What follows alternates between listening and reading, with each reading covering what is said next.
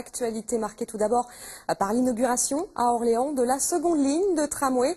Après 3 ans de travaux, les 11 km 300 de parcours sont fin prêts à accueillir le public. Un coup d'envoi célébré cet après-midi en plusieurs points de l'agglomération. Tout de suite, on retrouve Alain-Georges Gémonet en direct de la place de la République à Orléans. Alain-Georges, parlez-nous du programme des festivités. Eh bien, vous savez, c'est un programme qui sera à la fois, on vous le dit, très festif, mais également très symbolique, car à 14 heures précisément, à quelques encablures d'ici, 5 rames de tramway vont se réunir place du Général de Gaulle pour attendre un geste symbolique que je ne vous décrirai pas, mais qui vous permettra de rencontrer des gens sur des drôles de machines et qui seront également présentés avec de la musique, avec de la chanson, avec également des démonstrations d'arts martiaux. De tout cela, je vous parlerai cet après-midi, je vous en parlerai ce soir avec la gratuité sur la ligne B si vous empruntez ce genre de rame. Ce genre de rame, et je vous expliquerai aussi ce soir pourquoi à l'intérieur il y a la Loire et le ciel de Loire. Merci beaucoup Alain-Georges. Partons maintenant dans les coulisses du tramway, car pour le faire fonctionner, c'est une grosse logistique qui est mise en place. Régulation, entretien, sécurité. On voit tout cela avec Oliviane Ganga et Mérac Movsisyan. Oui, bonjour François, c'est Rosie au PC. Oui, à 17, vous êtes à quel endroit? Nous entrons dans les coulisses du PCC, le poste de commande centralisé. Le rôle des régulateurs, gérer au mieux le trafic des bus et des rames du tramway. L'objectif, coordonner le réseau des transports de la ligne. Cela fait plus de 20 ans que Roselyne travaille dans ce secteur d'activité. Savoir communiquer et transmettre des informations, c'est sa spécialité.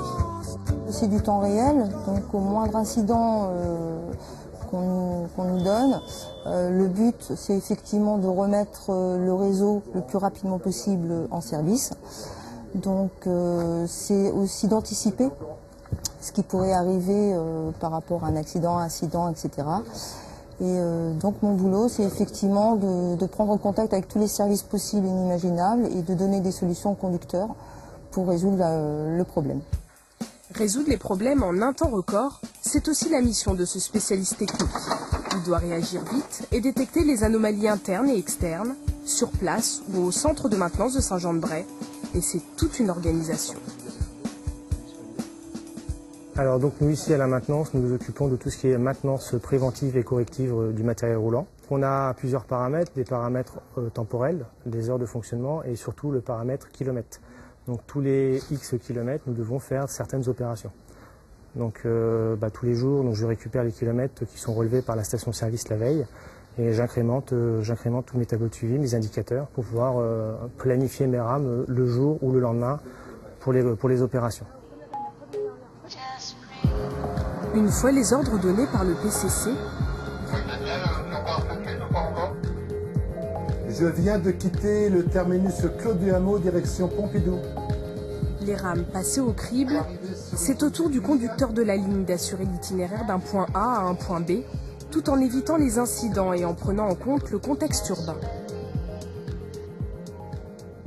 La conduite ferroviaire est totalement différente d'une conduite routière.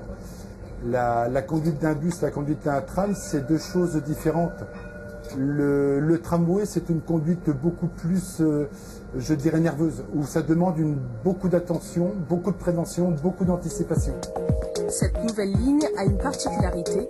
Elle fonctionne grâce à une alimentation par le sol sur plus de 2 km de parcours, pour respecter le patrimoine architectural. Un investissement de 395 millions d'euros engagé par la communauté d'agglomération d'Orléans-Val-de-Loire.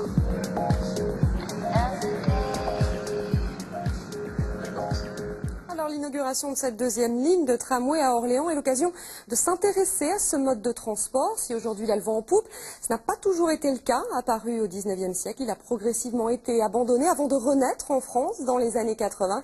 Une histoire qu'un ancien conducteur de tram a retracée dans un livre de photos. Fabienne Marcel, Isabelle Racine. 3 ans de travaux et la voilà enfin cette deuxième ligne de tram. Aujourd'hui plébiscitée, le tramway n'a pas toujours suscité l'enthousiasme. Dans son livre, Pierre Bazin nous raconte en images l'histoire de ce moyen de transport. Les premiers tramways en fait datent de 1825 à Nantes et ça avait été conçu par un commerçant qui avait un établissement de bain à Nantes et qui avait fait une ligne de transport public avec des voitures à cheval allant du centre-ville vers son établissement de bain public dans la banlieue. Et ça s'est vraiment développé en France dans les années 1850 pour les premiers, 1860, 70, 77 à Orléans, d'une manière générale. L'engouement du tramway ne durera pas. En 1930, signe de modernité et de richesse, les automobiles envahissent peu à peu les villes. Donc dès les années 1970, avec la première crise pétrolière, on s'est aperçu que d'une part cela coûtait très très cher, d'autre part les villes étaient de plus en plus engorgées par la circulation routière et on avait des bouchons de plus en plus terribles, d'où la naissance par exemple de Bison Futé en 1976. Et alors on a commencé à réfléchir à remettre en place des tramways, à l'image de ce qui se faisait en Allemagne ou en Suisse, où on n'avait jamais cessé de faire rouler les tramways, mais on avait modernisé les réseaux au fil des ans. Nantes ouvre le bal en 1985. Orléans fait partie des premières villes, dès 1995, à vouloir acquérir une ligne elle aussi. Sous l'impulsion du maire de l'époque, Jean-Pierre Sieur, les travaux de la première ligne sont lancés en 1998. C'était un choix d'avenir. Premièrement, le tram, c'est écologique. Et deuxièmement, ça relie une agglomération qui est très distendue. Fleury-les-Aubrais, Orléans, La Source, avec les étudiants à 10 km. La suite, vous la connaissez, la ligne A est inaugurée en 2000. Vous êtes environ 45 000 à l'emprunter chaque jour. Reste à souhaiter à la nouvelle ligne B le même succès. Et pour parler de cette ligne B, le maire d'Orléans est notre invité.